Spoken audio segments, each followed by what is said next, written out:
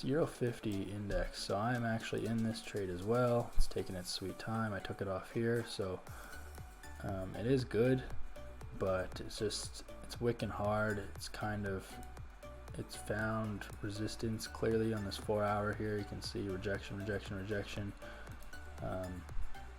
Ideally it's going to break it. It just comes down to when. I can delete this. So hopefully this breaks this soon, heads lower, just like the other indexes. So that's what I'm waiting for this to do. I think this is, if price does come, if you want to get in now, you could.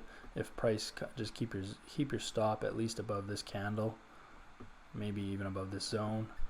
It's not going to give you the best R ratio, but I mean, you could even take it. If price comes up to here, you could take it for a little bit better one.